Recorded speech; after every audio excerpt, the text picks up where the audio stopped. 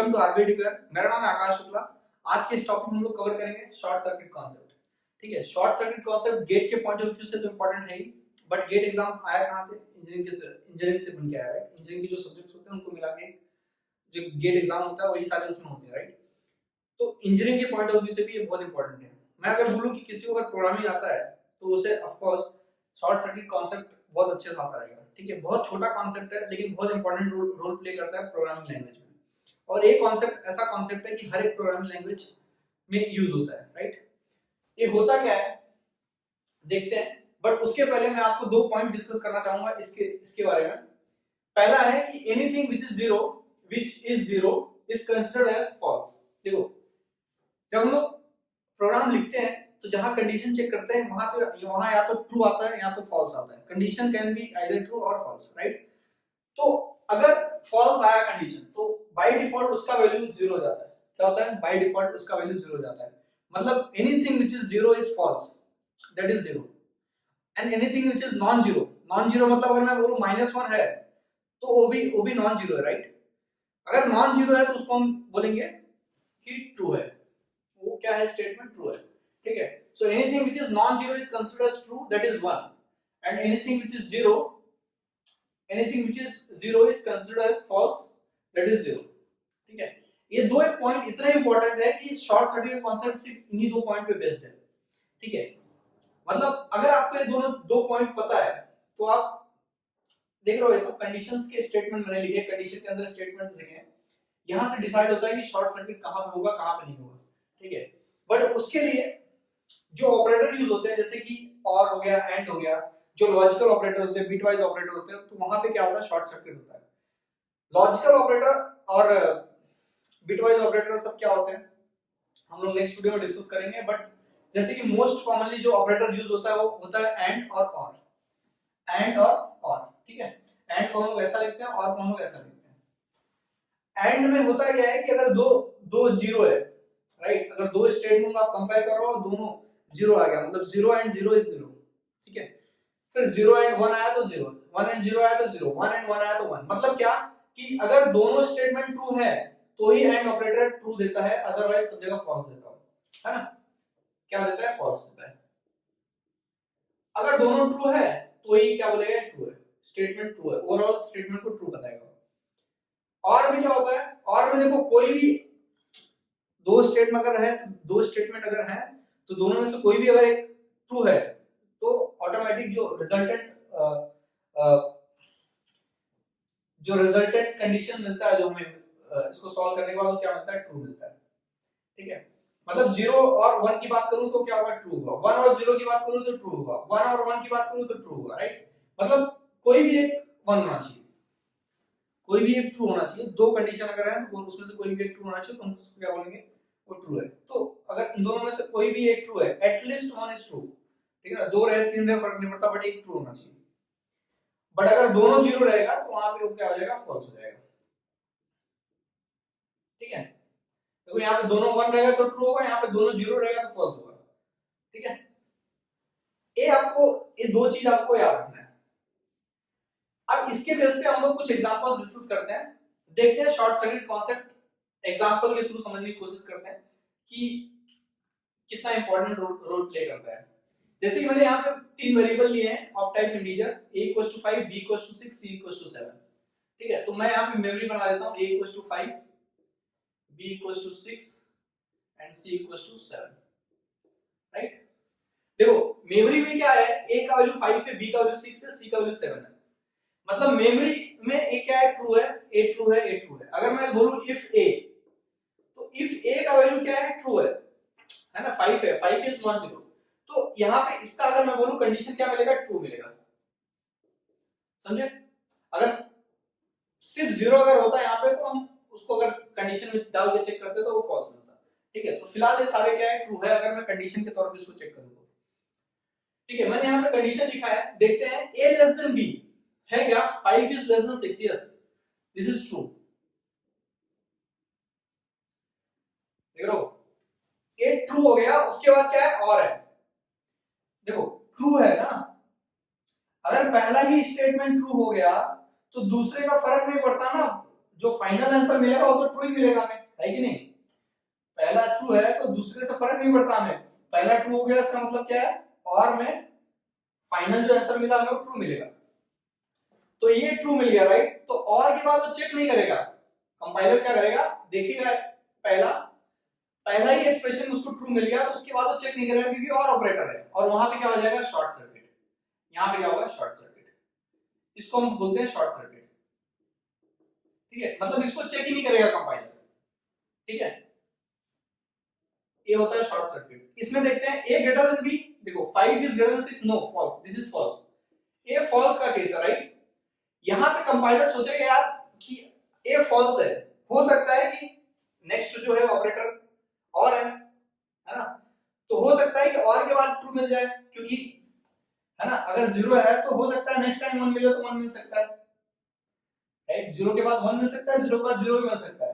तो जब उसको पहला फॉल्स मिलेगा तो कंपाइलर क्या करेगा, फॉल्स मिल गया और है ऑपरेटर, तो कंपाइलर क्या करेगा, उसके बाद का स्टेटमेंट चेक करेगा, उसके बाद का स्टेटमेंट चेक करेगा, b is less than c, b is less than c, 6 is less than 7, yes this is true। तो फाइनल जो इसका आंसर मिलेगा वो क्या मिलेगा, ट्रू मिलेगा। और यहां पे अगर आप देखोगे तो दोनों एक्सप्रेशन क्या हुए, चेक हुए, कौन किया चेक, कंपाइलर चेक किया, क्योंकि यहाँ पे बीच में और ऑपरेटर था और पहला जो मिला था वो फॉल्स मिल गया इस टेबल के हिसाब से।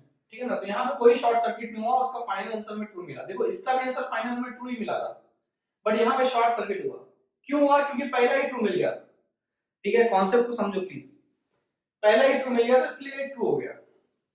ठीक है, फॉर एग्जांपल देखते हैं, थोड़ा और आपका कॉन्सेप्ट क्लियर हो जाएगा इससे। देखो इसमें क्या पड़ रहा है, if a is less than b, 5 is less than 6, yes this is true, 5 is less than 6 true है ना, उसके बाद और है तो ट्रू और anything is true right, true और एनीथिंग। इसके बाद अगर मैं और के बाद अगर मैं 10 स्टेटमेंट और लिख दूं और उसको सेपरेट करूं और के साथ, तो भी उसका फाइनल आंसर ट्रू ही मिलेगा। ठीक है ना, ट्रू और एनीथिंग इज ट्रू राइट। इसके बाद अगर मैं 10 स्टेटमेंट और लिख दूं और उसको सेपरेट करूं और के साथ, तो भी आंसर मुझे ट्रू ही मिलेगा, क्योंकि पहला ही ट्रू मिल गया राइट, पहला ही ट्रू मिल गया, उसके बाद और कुछ भी है फर्क नहीं पड़ता, हमें आंसर ट्रू मिलेगा। क्यों, क्योंकि ये और ऑपरेटर का कंडीशन है, और ऑपरेटर ऐसा बोलता है और यहाँ पे और ऑपरेटर यूज हुआ है, समझे? तो ए वाला जो स्टेटमेंट रहेगा ये स्किप हो जाएगा। यहां पे क्या हुआ, शॉर्ट सर्किट हो गया,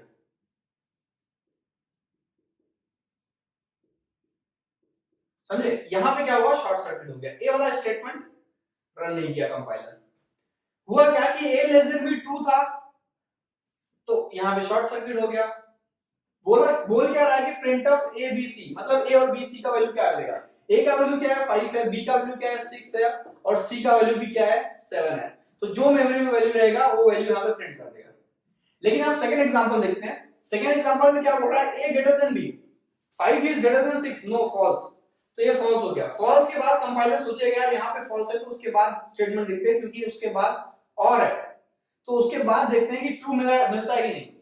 तो कंपाइलर फिर यहाँ पे आके चेक करेगा, इस स्टेटमेंट को रन करेगा। ठीक है, क्या करेगा, b is less than plus plus c, तो पहले प्लस प्लस c होगा, तो 7 का क्या हो जाएगा 8 हो जाएगा। b is less than 8, 6 is less than 8, sorry b is less than, this is 8 plus plus c ना, तो 8, तो b क्या है 6, 6 इज लेस देन 8, यस, तो यहां पे क्या मिलेगा उसको ट्रू मिल जाएगा, a क्या मिलेगा ट्रू मिलेगा। देखो फाइनल आंसर हमें ट्रू ही मिलेगा इसका, है ना, बट हुआ क्या, यहां पे जो एबीसी का वैल्यू प्रिंट होगा वो चेंज हो गया 5 6 8। ठीक है, तो ऐसा जब आप प्रोग्राम लिखते हैं तो देखो छोटे मोटे एग्जांपल में आपको फर्क नहीं पड़ेगा, बट जो बड़े एग्जांपल, जो कई ट्रिकी एग्जांपल्स जो होते हैं राइट, जहां हमें जरूरत होती है कि उसको सॉल्व करने का, प्रोग्राम को अच्छे से अच्छा डिजाइन करने के लिए हम लोग क्या करते हैं, कॉन्सेप्ट यूज करते हैं। वहां पे एक कॉन्सेप्ट होता क्या है आपको पता होना चाहिए। ठीक है, तो अगर आप देखेंगे तो यहाँ पे शॉर्ट सर्किट नहीं हुआ था, और यहाँ पे जो वैल्यू प्रिंट हुआ वो 5 6 8 हुआ।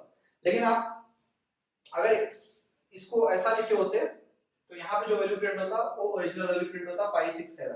ठीक है, क्योंकि यहाँ पे शॉर्ट सर्किट हो गया था और कंपाइलर इस वाले स्टेटमेंट को रन नहीं किया, मतलब इस वाले स्टेटमेंट को रन नहीं किया, इसका मतलब है कि प्लस प्लस सी हुआ ही नहीं मेमोरी में, है ना, तो मेमोरी में जो वैल्यू था वही वैल्यू प्रिंट हुआ। ठीक है, तो ये छोटे एग्जांपल से जो मैंने लेके आपको शॉर्ट सर्किट कॉन्सेप्ट समझाने की कोशिश की, आई होप कि आपको थोड़ा वो समझा रहेगा, बट फिर भी नहीं समझा ना तो मैं एक बड़ा एग्जांपल लेता हूँ और आपको पूरा क्लियर करता हूँ ये कॉन्सेप्ट, क्योंकि बहुत इंपॉर्टेंट है। सो गाइस मैंने यहाँ पे 3 अच्छे एग्जांपल्स लिए हैं, देखते हैं इसमें शॉर्ट सर्किट कहाँ पे कैसे अप्लाई होता है। ठीक है,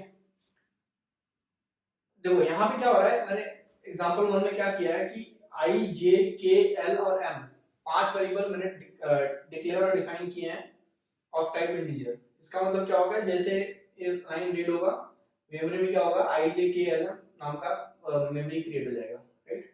तो मैं यहाँ पे कर देता हूँ आई जे के एल एंड एम। ठीक है, कभी भी आप कोई प्रोग्राम को रन करते हैं ना तो ये हैबिट डाल लो कि मेमोरी बना के इसको सॉल्व करना है।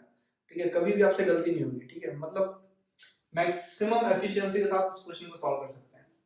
ठीक है, i इक्वल्स टू -1 है, यहाँ पे डाल दो, j इक्वल्स टू -1 है, k इक्वल्स टू 0 है, l इक्वल्स टू 2 है, m is nothing. Here garbage value will be there. ठीक है, अब देखो सेकंड स्टेटमेंट।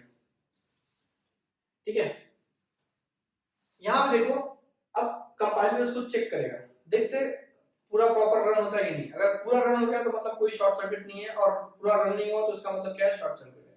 ठीक है, यहाँ पे 2 ब्रैकेट है, एक ब्रैकेट ए है और एक ब्रैकेट ए है, एक ब्रैकेट ए है और एक ब्रैकेट ए पूरा ए है, और दोनों के बीच में और है। ठीक है, समझे ना। देखो पहले तो इतना क्लियर हो जाना चाहिए, ये दोनों के बीच में और है, इसका मतलब अगर ये फॉल्स आया तो कंपाइलर इसको भी चेक करेगा। ठीक है ना, और अगर ये ट्रू आ गया तो कंपाइलर इसको चेक नहीं करेगा। ठीक है, पर देखते हैं आई प्लस प्लस। देखो पहले तो आपका प्लस प्लस आई और आई प्लस प्लस से का कॉन्सेप्ट क्लियर होना चाहिए। इसको हम बोलते हैं प्री इंक्रीमेंट, इसको हम क्या बोलते हैं, प्री इंक्रीमेंट, और इसको हम बोलते हैं पोस्ट इंक्रीमेंट।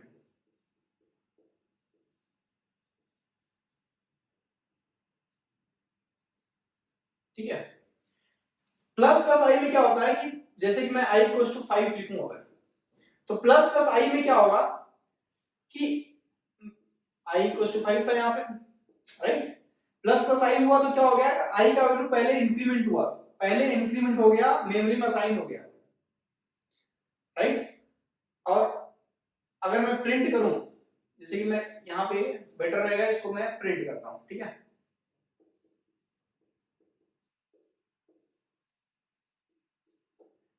ठीक है, देखो i इक्वल्स टू 5 है, right. Print plus plus i क्या होगा, i प्लस प्लस हो जाएगा, i मेमोरी में क्या हो जाएगा, पहले इंक्रीमेंट होगा 1 से इंक्रीमेंट होगा 6 हो गया, और फिर जो भी वैल्यू रहेगा i का मेमोरी में वो प्रिंट हो जाएगा। i प्लस प्लस मतलब एक पोस्ट इंक्रीमेंट है, राइट। इसका मतलब ये है कि अभी जैसे i इक्वल्स टू 5 को लेके मैं सॉल्व कर रहा हूं, या फिर i इक्वल्स टू 6 हो गया था ना, ठीक है, i इक्वल्स टू 6 रहने देते हैं। इसका मतलब क्या है कि पहले i को प्रिंट करेगा, प्रिंट i प्लस प्लस मतलब क्या है, पहले i का जो भी वैल्यू रहेगा उसको प्रिंट कर देगा, और उसके बाद मेमोरी में क्या करेगा, उसको प्लस प्लस कर देगा 1 से, तो 6 का 7 रहेगा। समझे क्या, पोस्ट में क्या हो रहा है, पहले वो प्रिंट करेगा फिर जाके मेमोरी में उसको ऐड करेगा 1 से, बट प्री में क्या हो रहा है, पहले ही ऐड कर दे रहा है 1 से और उसके बाद उसको प्रिंट कर रहा है। समझे, तो ये प्री इंक्रीमेंट और पोस्ट इंक्रीमेंट का डिफरेंस है, और बहुत इंपॉर्टेंट है। ठीक है, क्योंकि प्री इंक्रीमेंट पोस्ट इंक्रीमेंट बहुत लोग कंफ्यूज हो जाते हैं।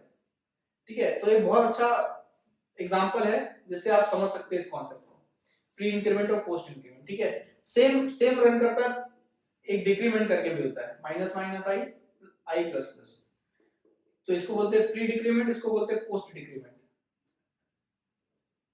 ठीक है, पोस्ट डिक्रीमेंट, एक से माइनस होगा, एक से यहाँ पे प्लस होगा। ठीक है, सेम कॉन्सेप्ट होता है इन दोनों का। अब देखते हैं एग्जांपल यहाँ पे i प्लस प्लस, राइट।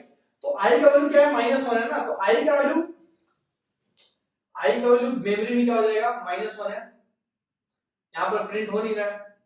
ठीक है, यहाँ पे कंपाइलर जाएगा और उसके बाद ये पूरा स्कैन करने के बाद ये प्लस प्लस आई कर देगा, मतलब i का वैल्यू -1 है, तो यहाँ पे क्या हो जाएगा, 0 हो जाएगा।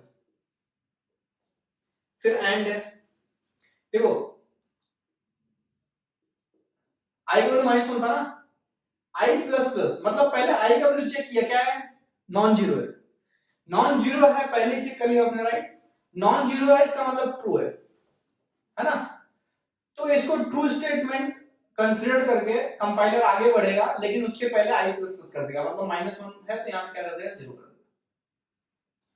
ये तो ट्रू हो गया। अब एंड है तो ट्रू एंड अगर ऑपरेटर है तो उसके बाद वाले भी ट्रू होने चाहिए। एंड के साथ एंड में अगर आपको ट्रू चाहिए तो सब ट्रू होने चाहिए, सारे स्टेटमेंट, है ना। तो यहाँ पे ट्रू है, यहाँ पे देखते हैं, यहाँ पे आया तो जे प्लस प्लस है, राइट, मतलब पोस्ट इंक्रीमेंट हो रहा है। तो जे का वैल्यू क्या है यहाँ पे -1, मतलब नॉन जीरो है। नॉन जीरो है मतलब ट्रू है, तो यहाँ पे कंपाइलर इसको सोचेगा ट्रू है, और उसके बाद आगे बढ़ेगा, उसके पहले जे प्लस प्लस कर देगा, मतलब -1 का 0 कर देगा। एंड है, फिर से एंड के लिए सारे स्टेटमेंट ट्रू होना चाहिए, तो इसलिए कंपाइलर इसको भी चेक करेगा। ठीक है, देख लो आप, इसमें तो कोई शॉर्ट सर्किट नहीं हो रहा है क्योंकि यहाँ पे पूरा चेक कर लिया है, बट यहाँ पे हो सकता है, देखते हैं बाद में, पहले k प्लस प्लस देखते हैं। k का वैल्यू क्या है, k का वैल्यू 0 है, तो k का वैल्यू 0 रीड करेगा और बोलेगा फॉल्स है। k का वैल्यू 0 रीड करेगा और सीधा बोलेगा कि ये स्टेटमेंट फॉल्स है, k प्लस प्लस फॉल्स है, और उसके बाद k का वैल्यू क्या कर देगा, +1 से इंक्रीमेंट कर देगा। ठीक है, अब अगर आप ओवरऑल देखोगे इसको, तो एंड ऑपरेटर में अगर कोई भी एक फॉल्स स्टेटमेंट हो गया तो पूरा ओवरऑल क्या हो जाता है, फॉल्स हो जाता है ना, जैसा कि हमने देखा है टेबल में। तो ये जो पूरा ब्रैकेट था, फर्स्ट ब्रैकेट, ये क्या हो गया, फॉल्स हो गया, ये पूरा फॉल्स हो गया। अब क्योंकि ये फॉल्स है और बाद में और ऑपरेटर है, तो कंपाइलर ने सोचेगा कि यार फॉल्स फर्स्ट स्टेटमेंट है ना, उसके बाद और के बाद हो सकता है कुछ ट्रू मिल जाए, तो कंपाइलर इसको भी रन करेगा। इसको रन करेगा कैसे, देखो पहले L का वैल्यू देखिएगा क्या है, L का वैल्यू नॉन जीरो है ना, कंडीशन चेक हो रहा है यहाँ पे, L का वैल्यू क्या है, नॉन जीरो है। नॉन जीरो है मतलब ट्रू है, तो पहले इसको ट्रू स्टेटमेंट डिक्लेयर कर देगा, उसके बाद L का वैल्यू 1 से इंक्रीमेंट कर देगा, तो 2 का वैल्यू क्या कर देगा, 3 कर देगा। समझे? तो अगर आप देखोगे तो इस ब्रैकेट का आंसर क्या मिला, कंपाइलर को ट्रू मिला। देखो पहले लेफ्ट हैंड साइड सॉल्व होता है, उसके बाद वो असाइन हो जाता है राइट हैंड साइड को। राइट हैंड साइड m का वैल्यू जो भी मतलब यहां से जो भी मिलेगा वो m को असाइन हो जाएगा। तो m को जो असाइन होगा या तो 0 होगा या तो 1 होगा, है ना, क्योंकि जब कंडीशन इवैल्यूएट करते हैं तो आंसर या तो हमें फॉल्स मिलता है या तो ट्रू मिलता है। फॉल्स मतलब 0, ट्रू मतलब 1। ठीक है, तो यहां से या तो उसको 1 मिलेगा या तो 0 मिलेगा, left hand side, right hand side से। तो क्या होगा, फॉल्स और ट्रू, मतलब 0 और 1 कितना हो जाएगा, 1 हो जाएगा ना। 0 और 1 क्या होता है, 1। तो ओवरऑल क्या मिल जाएगा, उसको 1 मिलेगा। A1 असाइन हो जाएगा किसको, m को। यहां से जो 1 मिलेगा वो किसको असाइन हो जाएगा, m को। तो m का वैल्यू क्या बन जाएगा, 1 बन जाएगा। ठीक है, अब यहां पे अगर i j k l m print हो रहा है तो i का वैल्यू क्या है, मेमोरी में 0 है, j का वैल्यू 0 है, k का वैल्यू 1 है, l का वैल्यू 3 है, m का वैल्यू 1 है। ठीक है, ये प्रिंट हो जाएगा। बट अगर आप इस एग्जांपल में देखोगे तो कोई शॉर्ट सर्किट नहीं हुआ। ठीक है ना, ये तो नॉर्मल था, बट हमने यहाँ पे बहुत कुछ देखा कि प्री इंक्रीमेंट जो पोस्ट इंक्रीमेंट होता है ऐसे कैसे काम करता है कंडीशन के साथ। यहाँ पे शॉर्ट सर्किट नहीं हुआ, हमारा फोकस है शॉर्ट सर्किट पे। नेक्स्ट एग्जांपल देखते हैं, इसमें होता है कि नहीं। यहाँ पे देखो क्या हो रहा है ना कि यहाँ पे i इक्वल टू -1 था, j इक्वल टू -1, यहाँ पे भी i equal to -1, j equal to -1, k equal to 0 था ना यहाँ पे k इक्वल टू -1 है बस, बाकी सब सेम है और ये स्टेटमेंट भी सेम है। देखते हैं यहाँ पे हमें इसका i j k l m का वैल्यू क्या मिलता है। ठीक है, तो इसको मैं यहाँ पे लिखता हूँ। देखो i का वैल्यू क्या है, -1, j का वैल्यू -1, k का वैल्यू -1, l का वैल्यू, तो m का वैल्यू कुछ नहीं पता। ठीक है ना, गार्बेज वैल्यू। अब देखो i प्लस 2 ब्रैकेट सेम है जैसा ये था, क्या हो रहा है, i प्लस प्लस हो रहा है, तो कंपाइलर क्या करेगा, i को वैल्यू रीड करेगा -1 मतलब नॉन जीरो। नॉन जीरो है मतलब कंपाइलर सोचेगा ये क्या स्टेटमेंट है, ट्रू है।